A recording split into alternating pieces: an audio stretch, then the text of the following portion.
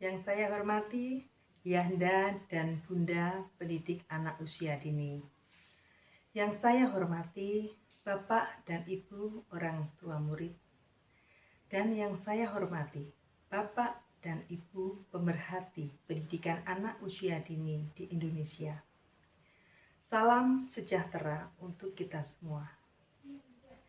Pertama-tama, kita panjatkan puji dan syukur kepada Tuhan Yang Maha Esa, karena atas rahmat dan kasih-Nya, hari ini kita boleh berkumpul untuk bersama-sama sedikit membahas tentang kepemimpinan dalam menyongsong Merdeka Belajar di PAUD. Sebelumnya perkenalkan, nama saya adalah Justina Irma Suryandari yang akrab dipanggil Bunda Irma, saat ini aktif di Pos PAUD Pelita Bangsa, Serengan. Bapak, Ibu, Yanda, dan Bunda yang berbahagia, tentu kita sudah mengenal seorang tokoh pendidikan yang kita miliki yang ada di Indonesia yang sudah diangkat menjadi seorang pahlawan nasional. Beliau adalah Ki Hajar Dewantoro. Menurut Ki Hajar Dewantoro, tujuan pendidikan adalah menuntun anak-anak, menyongsong anak-anak untuk membawa mereka menuju keselamatan dan kebahagiaan yang setinggi-tingginya, baik sebagai manusia maupun sebagai warga masyarakat. Untuk sederhananya adalah pendidik di sini bertugas untuk menggali, menuntun, serta mengarahkan bakat dan minat yang dimiliki oleh anak-anak tanpa mengubah minat anak-anak tersebut. Nah, untuk mewujudkan ini semua, maka semua hal ini tertuang di dalam konsep Merdeka Belajar. Sekarang, bagaimana implementasi dari konsep Merdeka Belajar ini di PAUD?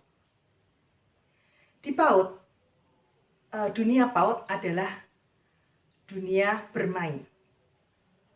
Usia PAUD adalah usia bermain. Nah, di dalam bermain itulah anak-anak belajar.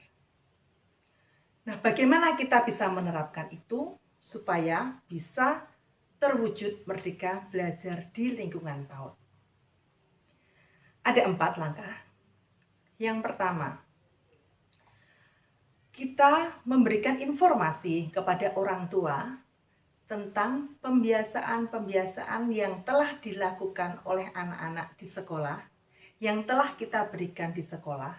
Pembiasaan-pembiasaan positif ini karakter-karakter positif, karakter-karakter yang mencerminkan kepribadian Pancasila, yaitu melalui yang pertama adalah disiplin. Dengan cara apa? Nah, supaya anak-anak ini terbiasa untuk disiplin, maka anak-anak juga dibiasakan untuk datang tepat waktu. Kemudian bisa juga dengan menerapkan prokes yang ada, protokol kesehatan yang ada. Ini kebetulan kita di masa pandemi. Kemudian yang kedua, para karakter positif yang kita tumbuhkan adalah dengan berani untuk berkata dan berbuat jujur. Kemudian karakter positif yang ketiga adalah membiasakan mereka untuk sabar. Dengan cara apa? Dengan cara anak-anak dibiasakan untuk antri dengan tertib ketika cuci tangan.